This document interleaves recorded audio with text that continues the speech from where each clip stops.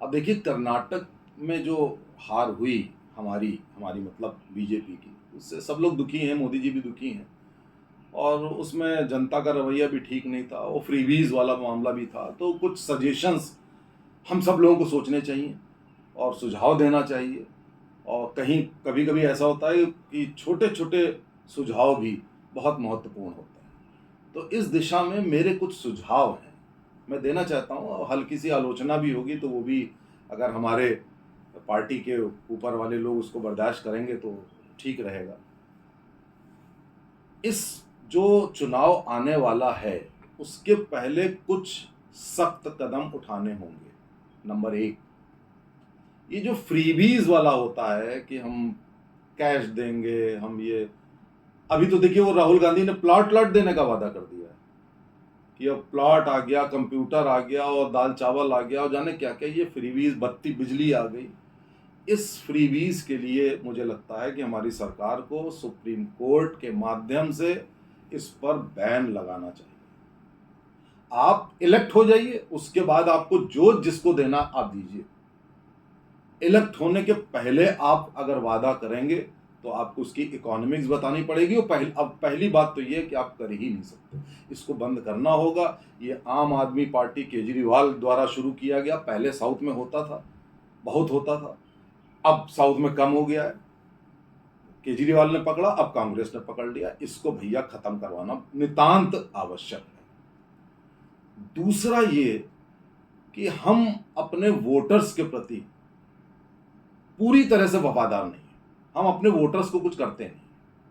अब कांग्रेस अपने वोटर्स के साथ इतनी लॉयल है कि इस हद तक लॉयल है कि वो देशद्रोह या देश विद्रोह तक पे उतर आती है। यानी कि जो देशद्रोह कर रहा है, अफजल हम शर्मिंदा हैं, तेरे कातिल जिंदा हैं, उनका पक्ष लेने लगती है। तो कांग्रेस तो यहां तक कर रही है कि उस समुदाय जो खुल करके देश विरोध कर रहा है उसका साथ देने लगती है। वो क्यों नहीं वोट देंगे? कर्नाटक में 95% मुस्लिम्स ने कांग्रेस को वोट दिया, क्यों नहीं देंगे? वो जो भी कर रहे हैं उनका खुल के साथ दे रही कांग्रेस। क्या हम दे रहे हैं साथ? क्या हमने नूपुर शर्मा का साथ दिया? वो बेचारी हाउस अरेस्ट में है, क्या हमने उस नूपुर शर्मा जैसे तमामों लोग हैं। अब वो एग्जाम्पल देखकर हर हिंदू हतोत्साहित होता है कि जब इतनी बड़ी फिगर का ये हाल है, तो हम सब लोग जो सोशल मीडिया पे देश के लिए इतना सब कुछ कर रहे हैं, तो कल को हमारे खिलाफ कोई करेगा यार, तो तब भी आप नहीं खड़े होगे। तो बीजेपी की जो विचारधारा है वो क्या है? सांस्कृतिक राष्ट्रवाद और हिंदुत्व। तो सारे के सारे जो हिंदूज यूनाइट हुए हैं, किस कारण से यूनाइट हुए? राष्ट्रवाद हिंदुत्व के कारण हुए। अगर यूनाइट हुए हैं तो एक पार्टी है हमारी, हम उस पार्टी के लिए मर मिटने को तैयार हैं।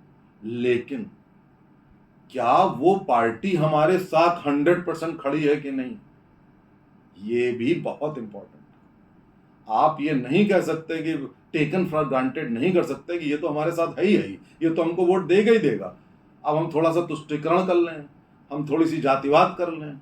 ऐसा नहीं, क्योंकि जातिवाद के भरोसे हम कभी नहीं जीते। 2014 में थंपिंग मेजॉरिटी से हम जीते और मोदी जी को पूरी वेर थी, सबने वोट दिए। किस आधार पे दिए?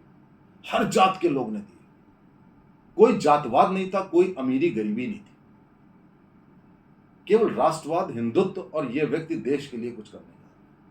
2017 में यूपी में हमारा कोई लीडर ही नहीं था, योगी जी तो बाद में आए, कोई नेता बीजेपी का नहीं था, सिर्फ मोदी जी और उनकी नोटबंदी की नीति, उस पर अमीर गरीब हर जाति का व्यक्ति एक हो गया। तो अब आगे हम जातिगत समीकरण देखने लगे, ये तो भैया गलत हो जाएगा। क्योंकि ऑफ लेट हमने देखा है कि कहीं अक्सर जातिगत समीकरण हमारी भी पार्टी देखने लगी, ये गलत है। हमें नकल नहीं करनी चाहिए, हमें तुष्टीकरण भी नहीं करना चाहिए। आप किसी का भी विश्वास हासिल नहीं कर पाओगे। आप सोने के घर दे दो किसी को, वो आपको वोट नहीं देगा, सब कुछ आपसे ले लेगा, आपको वोट नहीं देगा। और उस चक्कर में आप अपने लोगों को भी नाराज कर दो। तो मेरा ये सजेशन है कि इससे कोई फायदा होना नहीं, हमें अपनी जो हमारी विचारधारा है उस पर अडिग रहना है, उसी पे। और अपने वोटर के साथ खड़े रहना है। अब उसके बाद आ जाती है कि विकास की बात। मैं आपको बताऊं, विकास से कभी चुनाव नहीं जीते जाते। आप विकास की बात करते रहो, 60 साल तक अमेठी और रायबरेली में इंदिरा गांधी, राहुल गांधी, राजीव गांधी सब जीतते रहे। क्या उन्होंने कोई विकास किया था? कोई विकास नहीं किया। चुनाव जीते जाते हैं परसेप्शन, इमोशन और आइडियोलॉजी से। परसेप्शन एक आम धारणा कि हमारा इंटेंशन क्या है, हम कैसे लोग हैं, हम क्या कर रहे हैं देश के लिए, हमसे कौन लोग जुड़ेंगे, परसेप्शन। इमोशन कि क्या हम सेंटिमेंट्स पैदा कर सकते हैं देश की संस्कृति के प्रति, देश की आस्था के प्रति। अब राम मंदिर हमने बनाया, सारे लोग हमसे जुड़े कि इतना बड़ा प्रतीक और हमने बनाया। हालांकि अब उस मुद्दे पे अब वो तो हो गया, पूरा हो गया। तीसरा है आइडियोलॉजी कि अब राष्ट्रवाद और हिंदुत्व है।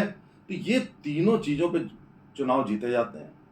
ये कहना कि हमने ये विकास कर दिया, वो विकास कर दिया, विकास करिए, विकास से थोड़ा बहुत फर्क भी पड़ेगा, लेकिन चुनाव नहीं जीते जाते।